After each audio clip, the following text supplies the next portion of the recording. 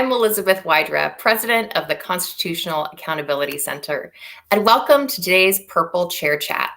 We call these conversations Purple Chair Chats because normally we would be coming to you from the iconic purple wing chairs in CAC's Washington, D.C. offices. But we, like so many of you, have been working from home during the COVID-19 pandemic and making do. So many of us have lost so much during these difficult times, and I sincerely hope that you are staying safe and well and seeing a light of hope at the end of the tunnel.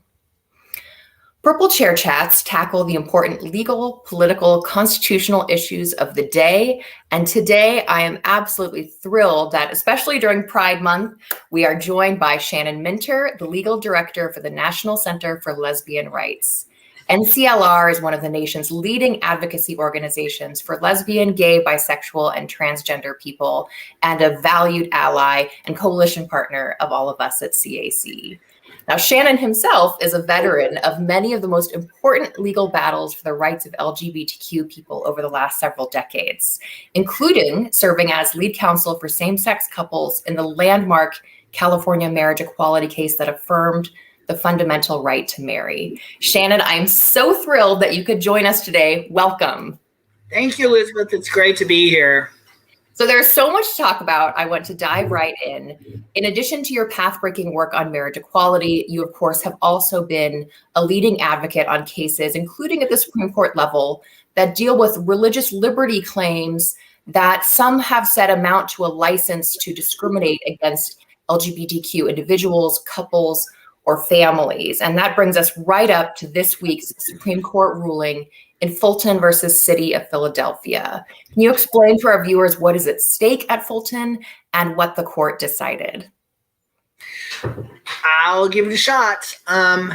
We've been seeing these cases emerge for quite a while now, all the way back to a case that was decided by the New Mexico Supreme Court several years ago, which I think was the first one to pose this question of a potential conflict between anti-discrimination protections for LGBTQ people and religious liberty. And then eventually, just now, of course, the case, that issue reached the U.S. Supreme Court in the Fulton case that you are asking about.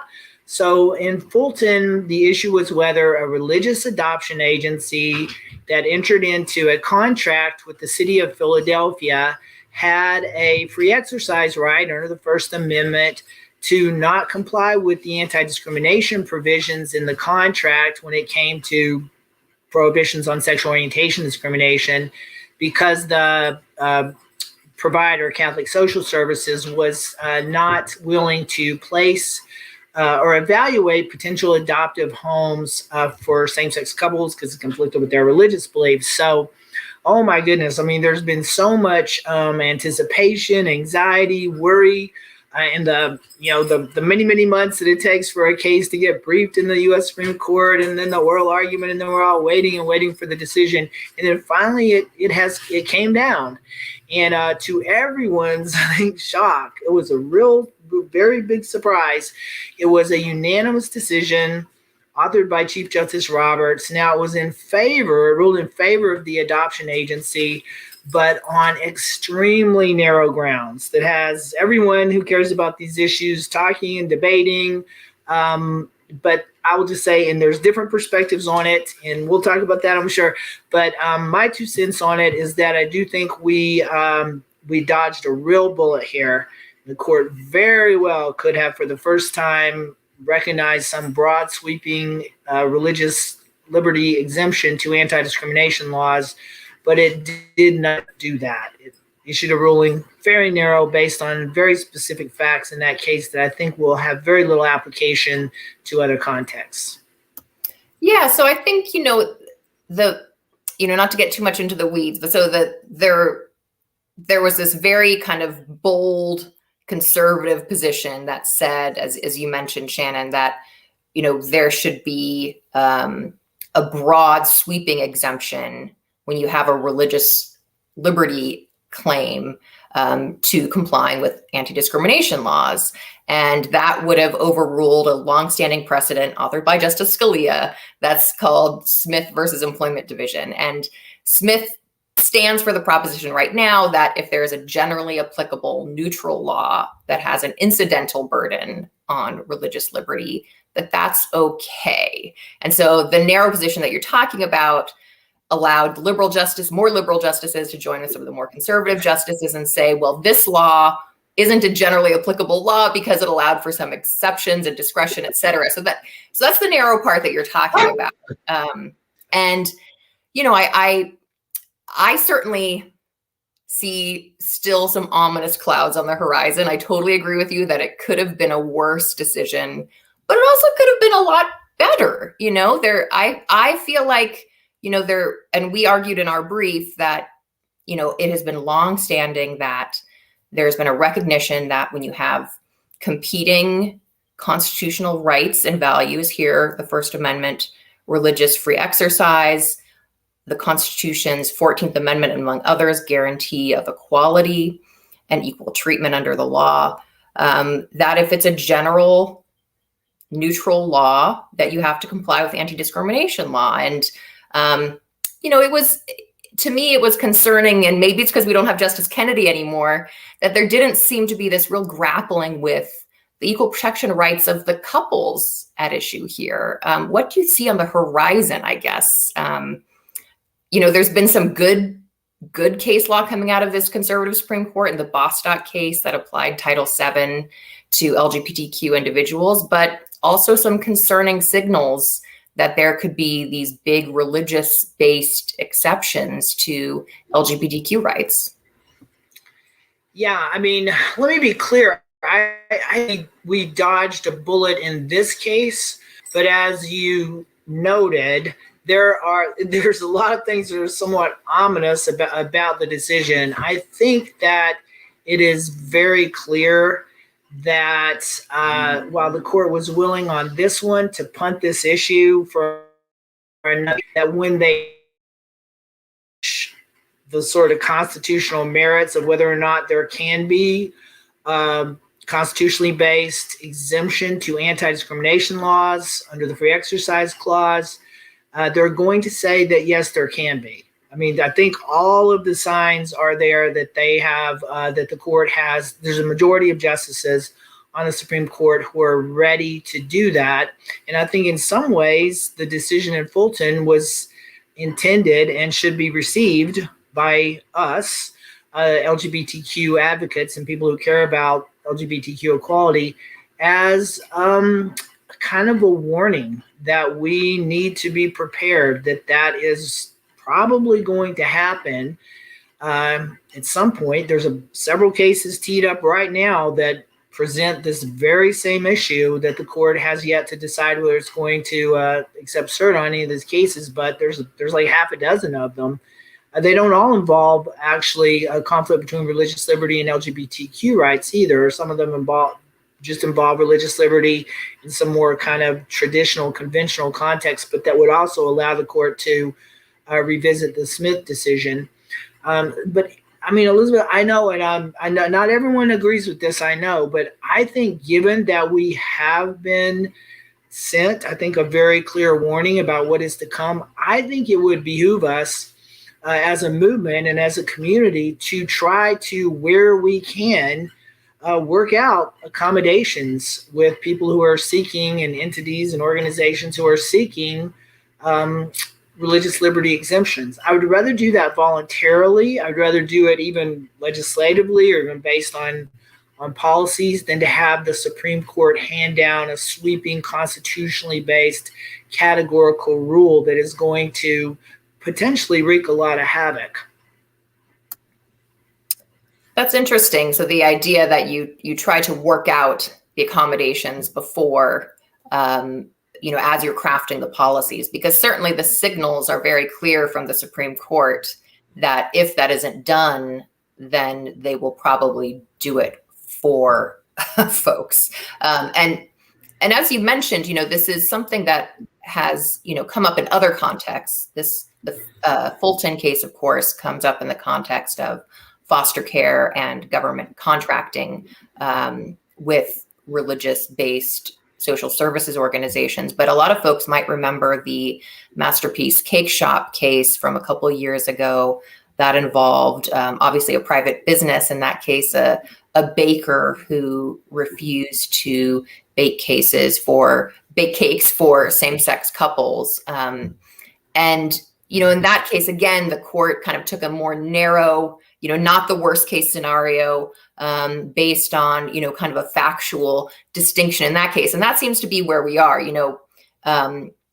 Fortunately, it seems as if the court is not going to, even with this new conservative majority, knock out from under us the crucial, important precedents like Obergefell that recognizes the fundamental right to marriage equality.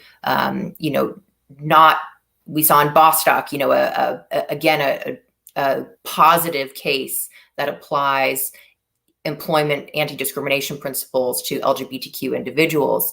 But there does seem to be this kind of chipping away, and that is very concerning. I'm interested in your thoughts on how what we're seeing with respect to the fallout from the Masterpiece Cake Shop. Because I will say, one thing about this kind of fact-based incremental approach, which again is better than a broad, bad sweeping ruling, is that there is lots and lots of litigation, and that can kind of be unsettling. Again, I'm really aware that this is maybe going to be a somewhat controversial view among some other LGBTQ advocates. I'm not sure, but I do think there's also people who agree with me. I think that we need to listen when the court is telling us that they are very inclined to recognize new constitutionally based religious exemptions. Now, they've ducked it twice.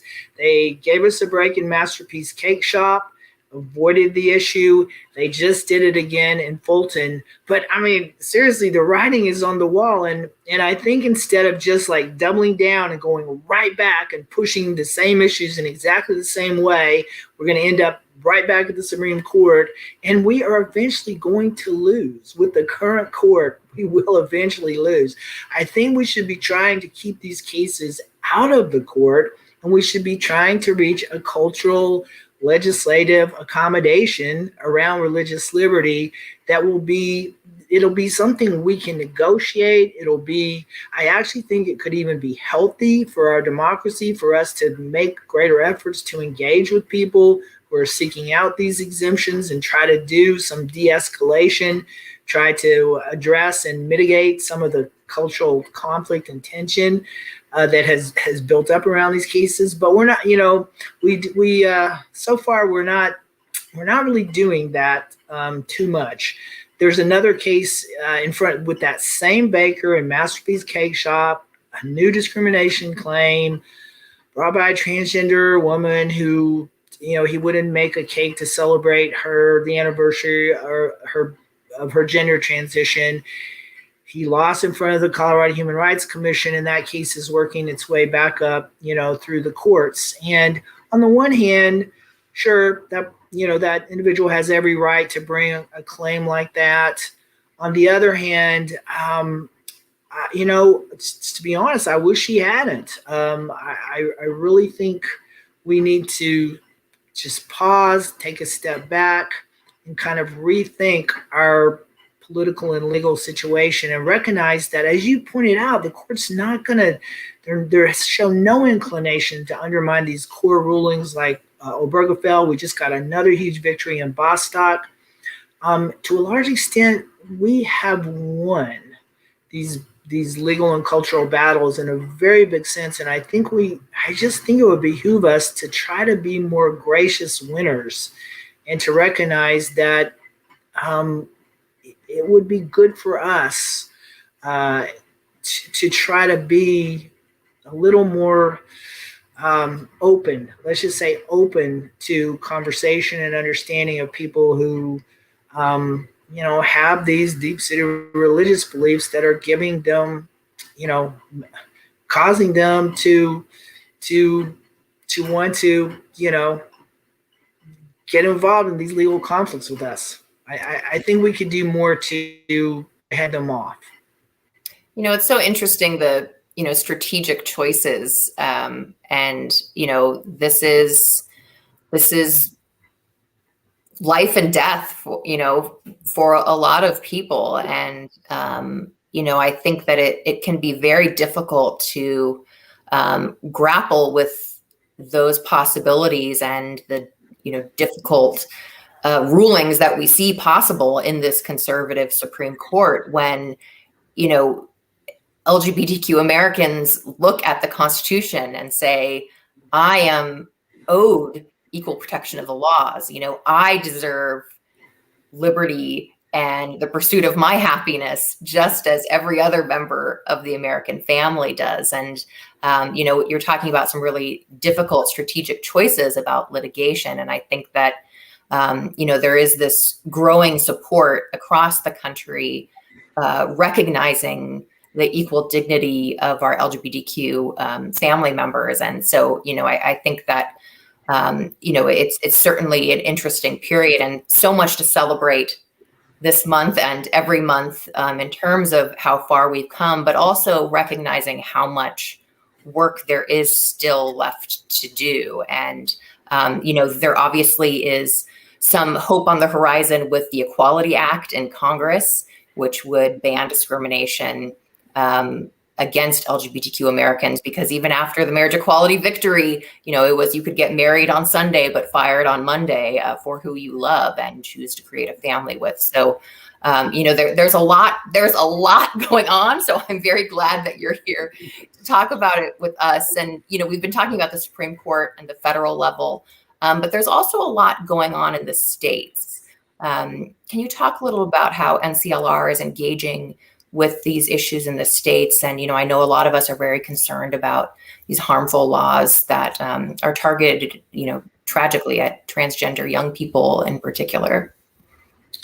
Yes. Yeah. I mean, we have seen just in the past couple of years, just really shocking, unprecedented number of state laws, proposed legislation, and then in an unfortunate number of states, actual laws enacted that target transgender youth.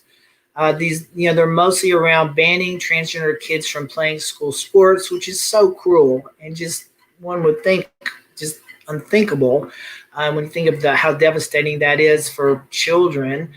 And yet 8 states now have passed laws like that. And then even more frightening, there was a whole spate of bills that would have criminalized the provision of medical care to transgender kids. And now, thankfully, only one of those passed in Arkansas, and a lawsuit has already been filed challenging it.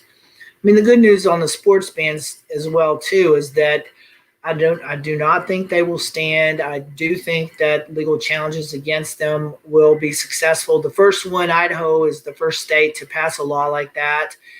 They did that 2 years ago, and it was immediately challenged, and very encouragingly, a really conservative judge who had been appointed by President Trump enjoined that law. Even though he was very conservative, he looked at all the evidence and recognized that the law is so draconian and so extreme, and really doesn't have any kind of evidentiary basis. I mean, there's no indication that transgender kids are doing anything harmful by playing sports or causing any harm to anyone. So that is encouraging. What's discouraging is that we have to devote all these resources and energy to fighting these horrible laws. I would much rather have all that, that the energy and resources going towards more proactive endeavors. But be that as it may, as we have faced moments like this so many times in the past, we're facing a moment of just extreme targeted backlash, this time against trans kids. And we're NCLR's preparing litigation. All the other litigation groups are too. We'll step up and meet the challenge. But gosh, I wish we didn't have to. Yeah, amen to that. And when we think about ways in which we're hopeful, I know that I'm hopeful knowing that people like you are fighting every day for the kids, for our equal rights. And, so that certainly is something I think that I celebrate and others do as well. Now, we're almost out of time, but speaking of things to celebrate, I cannot have a conversation with Shannon Minter without urging, first of all of you to follow him on Twitter. He's at ShannonMinter5, because you will not only get expertise on important legal issues, but you can follow the saga of Shannon's amazing animal rescues. So Shannon, I don't know. I know I'm not the only one who got through much of these dark days over the last several years by following Albert and Sister and Squeaky.